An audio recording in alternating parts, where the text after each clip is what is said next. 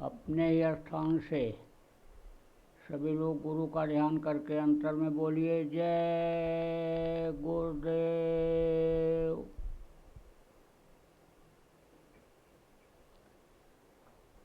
सभी इस जोम सिस्टम के द्वारा जुड़े हुए प्रेमी भाई बहन और बच्चे बच्चियों को भादों पूर्णिमा के दिन 1 सितंबर 2020 को सप्रेम जय गुरुदेव। देखो, आज भादो पूर्णिमा है। ये पूर्णिमा तीज और त्यौहार किस लिए आते हैं? कुछ याद दिलाने के लिए। तो हर त्यौहार का कोई न कोई इतिहास रहता है और त्यौहार जब आते हैं तो वह इतिहास लोगों को याद आता है। इतिहास के बारे में जिनको जानकारी नहीं रहती है, त्यौहार को मनाए जाते हैं जिनकी जानकारी नहीं रहती है, उनको जानकार लोग बताते हैं।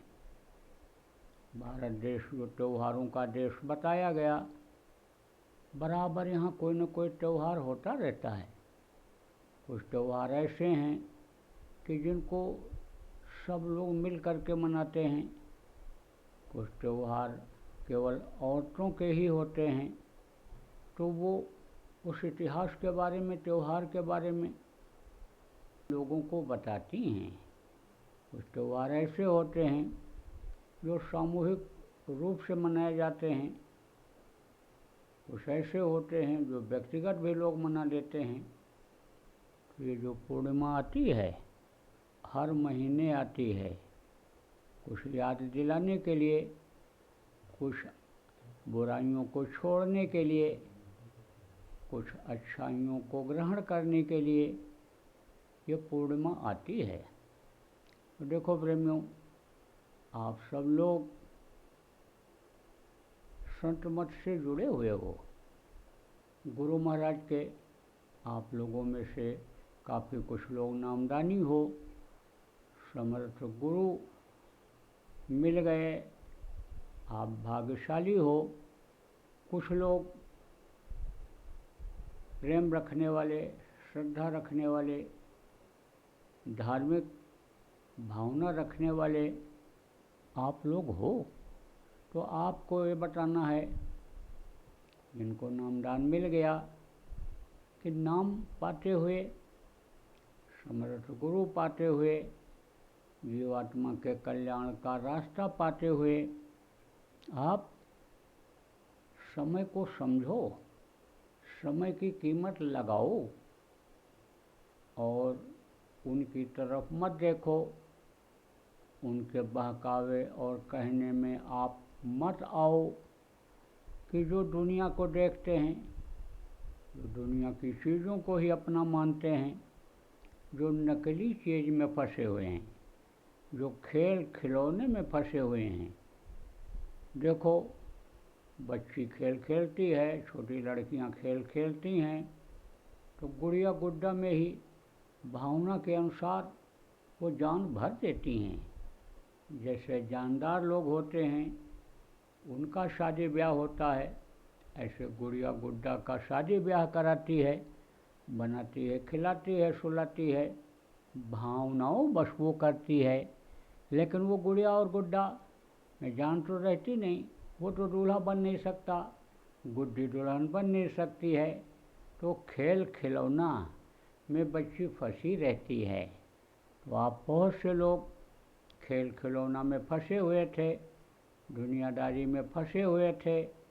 आप जैसे और लोग पूजा पाठ में लगे हुए हैं, जड़ पूजा में, गंगा जमुना पेड़ पौधे में भगवान को खोजने में लगे हुए हैं।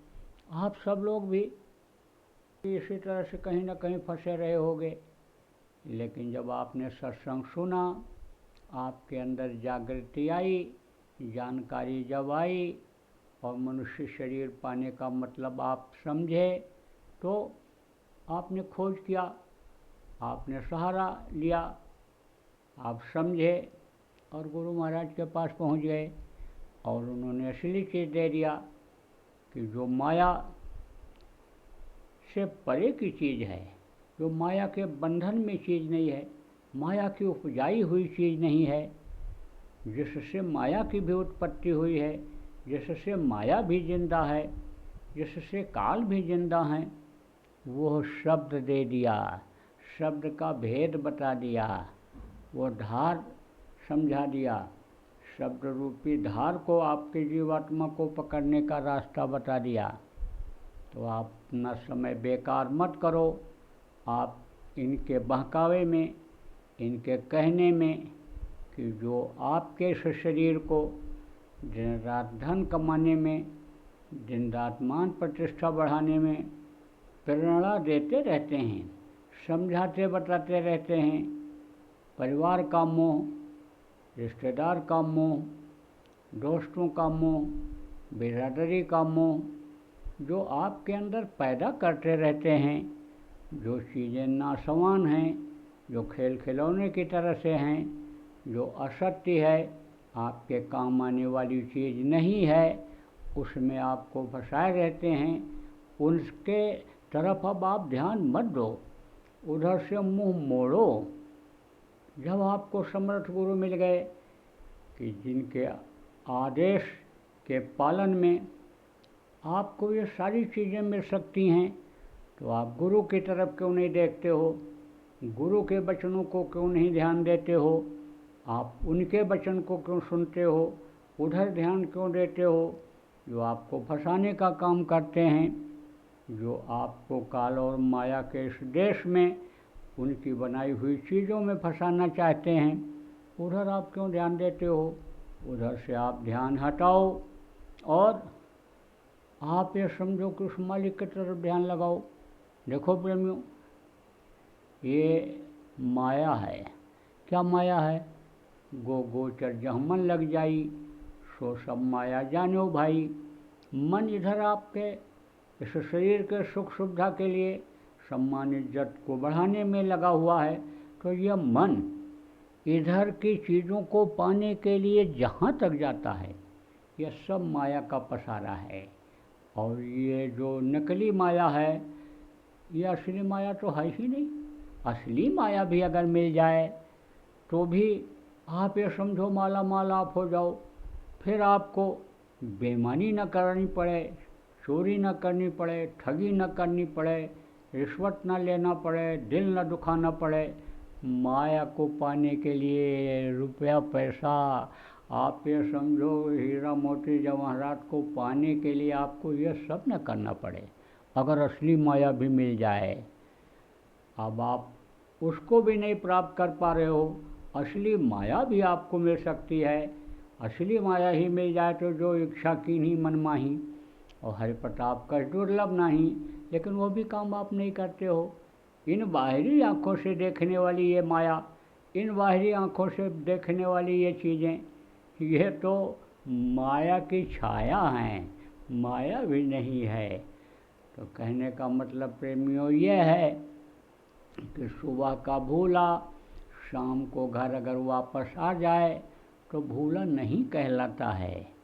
तो चलो ठीक है, अभी तक जो किया आपने किया, लेकिन अब जो समय जीवन का बचा है उसमें तो आज पूर्णिमा के दिन गुरु के वचन को आप याद करो, आप हृदय में उनके रूप को बसाओ, दिल में उनको अपने बसाओ, उनसे प्यार और मोहब्बत करो, उनको आप निशाना बनाओ।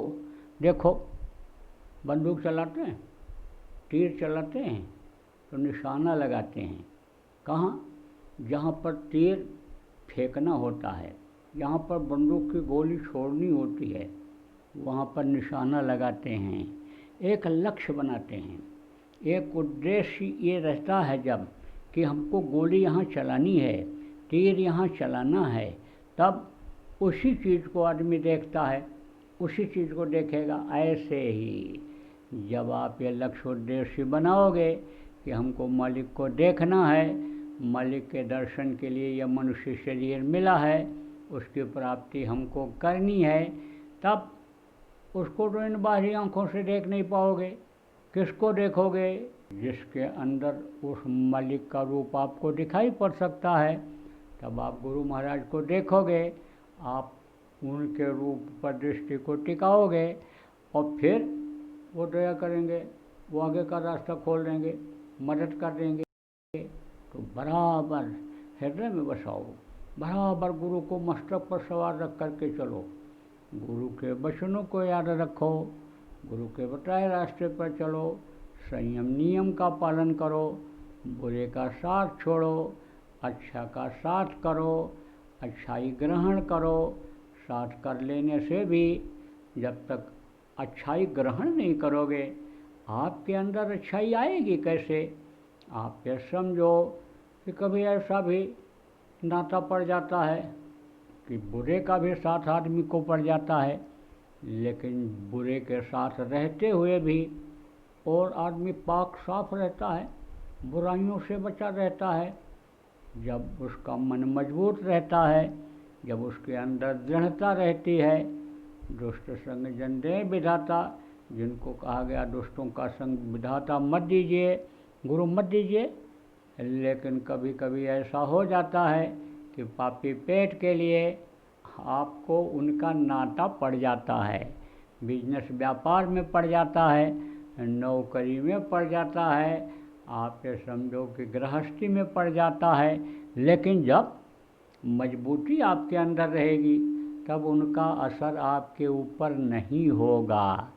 कि जैसे चंदन विष व्यापत नहीं, लपटे रहत भुजंग, बहुत शीतल होता है चंदन, आप ये समझो उसके ऊपर सांप लिपटा रहता है, क्योंकि शीतलता सब लोग चाहते हैं, ठंडापन सब लोग चाहते हैं। और ठंडा जब दिल दिमाग हो जाता है, कहते बिल्कुल फ्रेश हो गए, एकदम ठंडे हो गए।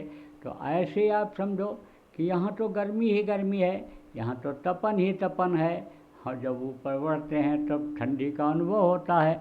ऐसे ही ठंडा यानी सब लोग चाहते हैं कि बड़े ठंडे दिमाग के हैं, गर्म दिमाग ठंडे दिमाग के बहुत अच्छे हैं, बहुत अच्छी जगह है, पहाड़ों पर चलो, चलो ठंडी हवा ले लें। ठंडा तो कि चंदन बहुत ठंडा होता है, और सांप जहर होता है उसके अंदर, हर कोई जहर यानी गर्मी पैदा करता है। कहते जहरीली बात बोलते हैं। अब जहरीली बात जब सुनता है आदमी, तो समझो कि अंदर खून खौल जाता है, गर्मी पैदा हो जाती है। इसीलिए कहते हैं मीठी बोली बोलो, मीठी भाषा बोलो, जिससे सब लोग बस में हो जाएं। कौआ किसका धन हरे, कोयल किसको दे, और मीठी बोली बोलकर बस में सबको कर ले। तो जब शीतलता आती है, तो आप ये समझो कि आदमी का दिल दिमाग सही रहता है। तो विश्व कितना भी भरा हुआ सांप के अंदर हो, लेकिन चंदन उसको लेता नहीं है। ऐसे ही मजबूती लाने की ज़रूरत है। कहीं भी रहो, नव्या और जिह्वा पर कंट्रोल रखो, इन्हीं दोनों चीज़ों को निरखते और परखते रहो। इसी में देखो आदमी गिर जाता है, अच्छे अच्छे लोगों का अस्तित्व खत्म हो जाता है, अच्छे अच्छे लोगों की साधना भंग हो जाती है, और आसमान में उड़ने वाला आदमी ज़मीन पर आ जाता है, गिर जाता है। इन्हीं से कहते पाताल में चले गए, इन्हीं से कहते हैं जहन्नुम में चले गए। इसलिए ऐसी जहरीली चीज़ों से बचो। जब मालूम है कि जहर है सांप के अंदर, बिच्छू के अंदर, तो क्यों उसको पकड़ते हो? उसको दूर करो, उसको छोड़ो। देखो प्रेमियों, कहीं भी आदमी रहे, नभ्या और जिह्वा पर अगर कंट्रोल है तो सुखी रहेगा, न खाने की दिक्कत रहेगी, न पहनने की दिक्कत रहेगी, और न कोई उसका दुश्मन बनेगा। सब दोस्त रहेंगे, सब अन्य समझो प्रेमी रहेंगे। इसलिए बराबर दो चीज़ आवरत हो इस समय पर, इस मलिन युग में, कि जब एक हवा इसकी बह रही है, जैसे गर्म हवा बहती है, अब गर्म हवा लगती ही लगती सबको है, इसी तरह समय काम क्रोध की। ये जो हवा बह रही है, इस हवा से बचो। जब गर्म हवा बहती है तो कान में अंगोछा बांध लेते हैं, गले को बंद कर लेते हैं कि जिससे हवा न लगे। तो एक हवा इस तरह की है जैसे सबको लगती है, जैसे गर्म हवा है, ठंडी हवा है, चाहे बूढ़ा हो, चाहे जवान हो, चाहे बच्चा हो, हर किसी को लगती है। और बच्चा तो नहीं समझ पाता है, लेकिन जवान समझता है ठंडी हवा लग रही है, अब हमको गला बंद कर लेना चाहिए, मफलर बांध लेना चाहिए। गर्म हवा लू चल रही है तो नाक में लग जाए, मुंह में न लग जाए, तो गले में न लग जाए, तो अंगोछा बांध लेना चाहिए।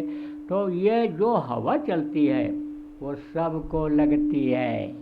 तो इस समय पर काम क्रोध जो ये उभारे हुए है, ये समझ लो नभ्या जिभ्या का स्वाद में ये जो कलयुग लोगों को फंसाए हुए है, ये इसका असर सबके ऊपर पड़ रहा है। इसलिए जितने भी आप जवान हो, जितने भी आप बूढ़े हो, जितने भी इन चीज़ों को समझदार लोग हो, आप इससे होशियार रहो, हमेशा सजग रहो कि कहीं ऐसा न हो कि हमको माया छल ले, कहीं ऐसा न हो। बच्चियों समझो इस बात को कि कहीं हमको काल दांव न मार दे हमारे ऊपर और हम काल के चपेटे में आ जाएं। पुरुष लोग जो आप लोग हो, इस बात को समझो कि कहीं माया के चक्कर में हम न आ जाएं कि जिससे हमारा परमार्थ छूट जाए, जिससे हमारे लोग जो हमको प्यार करते हैं, सम्मान देते हैं, जो हमारे मित्र बने हुए हैं अच्छे लोग, वे ही हमारे दुश्मन बन जाएं। हमारे जो सहयोगी हैं परमार्थ के, जो नामदानी हैं, जो हमारे गुरु भाई हैं, वही हमको घृणा की दृष्टि से देखने लग जाएं, हमको बहिष्कृत करने लग जाएं, हमारा मुंह देखना पाप समझने लग जाएं। इसलिए बराबर इस चीज़ का ध्यान रखो। देखो इन चीज़ों को क्यों बताना पड़ रहा है, इसीलिए बताना पड़ रहा है कि ये चीज़ें बहुत व्यापक तरीके से फैलती हैं।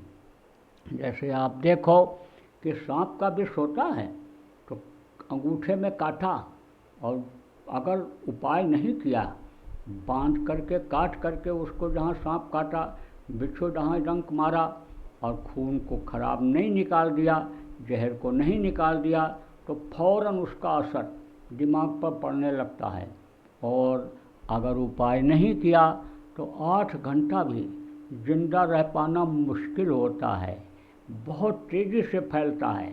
ऐसे ही ये जहर है, सत्संगियों के लिए तो ये जहर है। इसलिए आप सब लोग जो सुनने वाले लोग हो, इससे होशियार रहो, खुद भी होशियार रहो। बच्चों को तो ज़्यादा असर होता है, उनका जैसे खून नया होता है, ताज़ा होता है, उनके ऊपर ज़्यादा असर पड़ता है।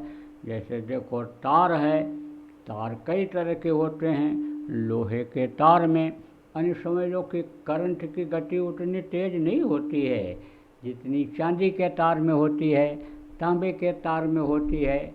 उसको जैसे लगाओ तुरंत करंट पहुंच जाता है। ऐसे ही ये जो युवावस्था होती है, ये जो जवानी होती है, इस पर असर ज़्यादा पड़ता है। इसलिए आप सब लोग इन चीज़ों का ध्यान रखो।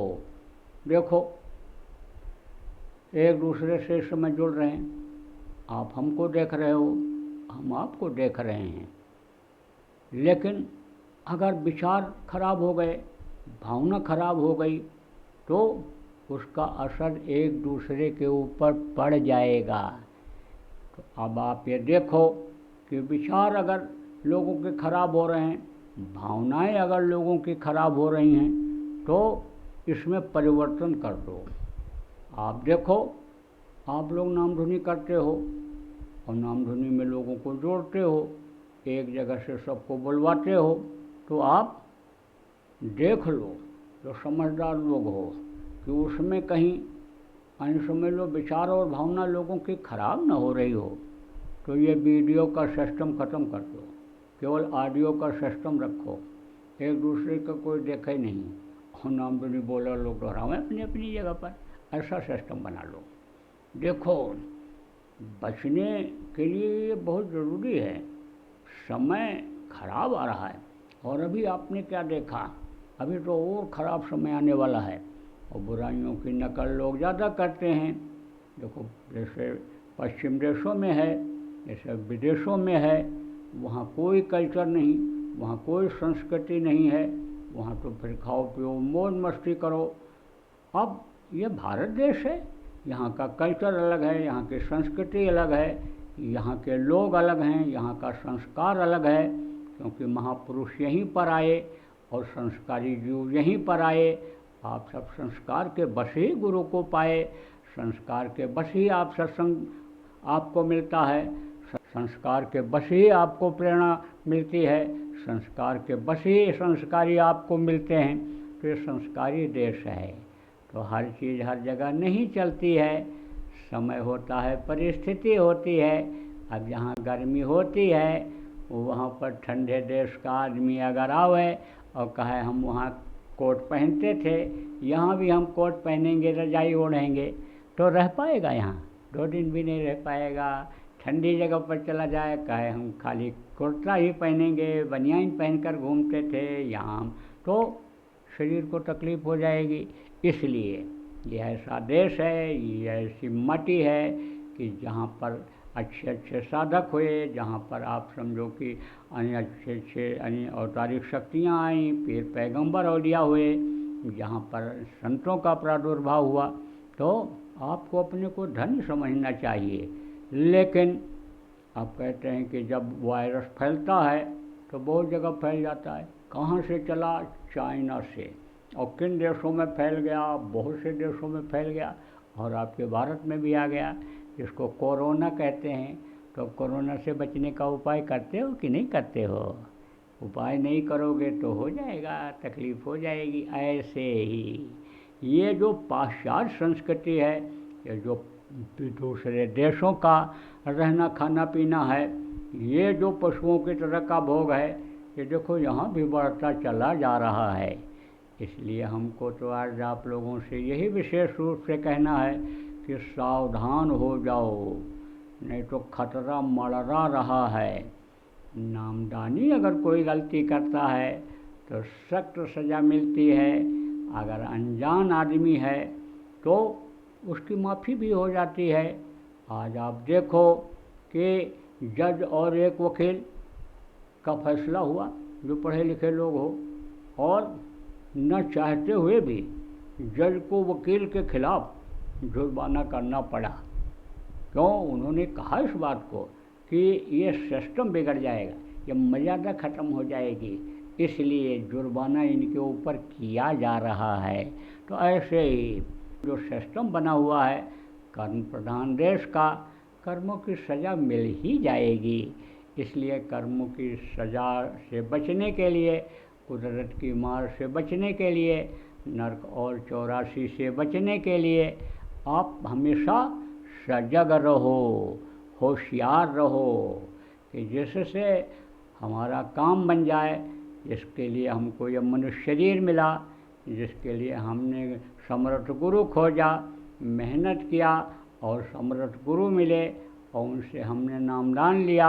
अब भजन में न बाधा आ जाए, उसके लिए आप होशियार रहो, अच्छे का साथ करो, अच्छी भावना रखो, अच्छे विचार रखो, सादा जीवन बनाओ, सुखी जीवन बनाओ, मन को प्रसन्न रखो, अशांति का कोई काम न करो, कि जिससे शांति बनी रहे।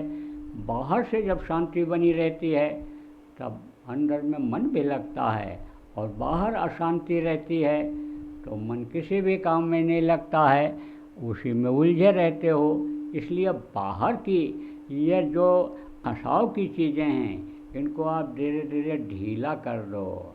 हम ये नहीं कहते घर छोड़ दो, बाल बच्चों को छोड़ दो, रिश्तेदारों को छोड़ दो, हम ये नहीं कहते हैं, लेकिन इसका लगाव कम करो, इसका फंसाव कम करो, और उस मालिक पर भरोसा रखो जो सबको देता, सबको खिलाता है, और आप अपने कर्तव्य का पालन करो। जहाँ भी नौकरी, जहाँ भी व्यापार, जो भी काम आप करते हो, खेती का, उसमें उदारता लाओ। ज़्यादा से ज़्यादा परोपकार करने के लिए सोचो कि इस स्थान से, इस जगह से हम कितने लोगों का परोपकार कर सकते हैं, कितने दुखी लोगों का दुख दूर कर सकते हैं। इस चीज़ को बराबर सोचते रहो और गुरु महाराज से प्रार्थना करते रहो कि गुरु महाराज हमसे कुछ करा लीजिए, परमार्थी काम करा लीजिए, इस शरीर से दुनिया का परमार्थ कुछ हमको कमवा दीजिए और हमारी आत्मा से अंदर का लाभ दिला करके, ऊपरी लोकों का सैर करवा करके और जीवात्मा को परमार्थी लाभ दिला दीजिए। तो बराबर जब गुरु को याद करते रहोगे, दीन हो करके, हीन हो करके, जब उनसे विनती प्रार्थना करते रहोगे तो सुनवाई हो ही जाएगी। और जब वो सुनवाई कर लेंगे तो समझ लो फिर जीवन सार्थक हो जाएगा। देखो प्रेमियों, आप जितने भी नामदानी हो, आप अपने स्तर से गुरु महाराज के इस मिशन को पूरा करने में आप लगो। आप जो जैसे भी जितना कर सकते हो आप लगो। पुराने लोगों को ढीला होने की ज़रूरत अब नहीं है। पुराने लोगों, अब आप ये समझो कि आपको चैतन्य होने की ज़रूरत है। आप अगर चैतन्य नहीं होगे तो आपका समय निकल जाएगा। जैसे ये मुसलमान भाई लोग रोज़ा रहते हैं, अब कोई नमाजी है या कोई मुल्ला पुजारी है जिनको कहा गया, वो अगर समझो कि कहाँ अब हम पानी पी ही लेंगे, तो उनको यह याद दिलाना ज़रूरी होता है कि अब घबराओ नहीं, बस सूरज डूबने ही वाला है, देखते रहो, बस देखते देखते डूब जाएगा। ऐसे ही खराब समय का अंत होगा। आप जो लोग निराश हो रहे हो कि बहुत दिन हो गया कहते कहते, बहुत दिन हो गया समझाते समझाते, किसी के समझ में नहीं आ रहा है, किसी को कोई बात को मान नहीं रहा है, तो आप ये समझो कि लगे रहोगे तो देखते देखते ये खराब समय निकल जाएगा और अच्छा समय आ जाएगा और लोग अच्छे बन जाएंगे। इसलिए बराबर एक रूटीन बनाओ, लोगों को समझाने का, लोगों को बताने का, यानी रूटीन आप बनाओ कि जैसे आप किसी को रोटी खिला देते हो, पानी पिला देते हो, किसी की मदद कर देते हो। कुछ लोग देखो कि पूनम को सत्संग सुनते ही हैं, पूनम को सत्संग सुनने के लिए गुरु महाराज के पास पहले भी जाते थे और पूनम का सत्संग हम लोगों का जहाँ होता था वहाँ आते ही थे। लेकिन इस समय पर आना जाना मुश्किल हो रहा है, परिस्थितियाँ ऐसी हो गई। लेकिन मैं देख रहा हूँ कि आप हज़ारों की संख्या में इस समय पर जुड़े हुए हो। आपने ये लक्ष्य बना लिया, उद्देश्य बना लिया और इन लोगों से, ये जो दिखाने वाले करने वाले हैं, इन लोगों से आपने कहा कि नहीं हो जाना चाहिए, सुनने को मिल जाना चाहिए, देखने को मिल जाना चाहिए। तो देखो गुरु महाराज की दया से आपकी इच्छा पूरी हो गई, मेरी भी इच्छा पूरी हो रही है। प्रेमी से प्रेमी मिलें और गुरु भक्ति दृढ़ होए और प्रेमी खोजन में चला, प्रेमी मिलाने को है तो प्रेमी से प्रेमी मिल रहे हैं। हमको भी खुशी हो रही है कि आप इतने लोगों को देख रहा हूँ, आप हमको देख रहे हो, हमको भी खुशी हो रही। तो अब आप ये समझो कि इसी तरह से लगन लगाए रहो, इसी तरह से आप जो है गुरु महाराज के बताए हुए रास्ते पर चलते रहो। उनके मिशन को पूरा करने के लिए आप एक लक्ष्य बनाओ। जैसे आप लोगों ने ये लक्ष्य बनाया, ये सोचा कि पूर्णिमा के दिन को सुनने को मिल जाए, देखने को मिल जाए, और आपको सुनने देखने को मिल रहा है। ऐसे ही एक लक्ष्य बना लो कि गुरु महाराज के काम को बढ़ाने के लिए, मिशन को पूरा करने के लिए लोगों को शाकाहारी, सदाचारी, नशा मुक्त बना करके, धार्मिक बना करके, ईश्वरवादी बना करके, खुदा परस्त बना करके, लोगों को भजनानंदी बना करके, नियत दुरुस्त करके समय पर जाड़ा गर्मी बरसात करा दिया जाए, यानी धरती पर ही सतयुग का प्रादुर्भाव करा दिया जाए। तो इस काम में आप सब लोग बराबर अपने अपने औकात, अपने अपने दिल और दिमाग से जो जितना कर सकते हो आप करते रहो। आप लगे रहो। जब दुनियादारी नहीं छोड़ रहे हो तो ये क्यों छोड़ दे रहे हो? इसको असीला बनाओ। बाकी उसको आप सेकंड प्रेफरेंस कहते हैं अंग्रेजी में, यानी समझो कि दूसरा यानी काम, वो आप उसको समझो। आपने जिसको असीला समझ लिया है वो असीला नहीं है, असीला काम ये है, वो तो नकल है। तो प्रेमियों, बहुत अच्छा रहा, आप लोगों का दर्शन का अवसर गुरु महाराज ने दिया, बहुत अच्छा रहा। और आप जो है इसी तरह से प्रेम बनाए रखो। बोलो जय गुरुदेव।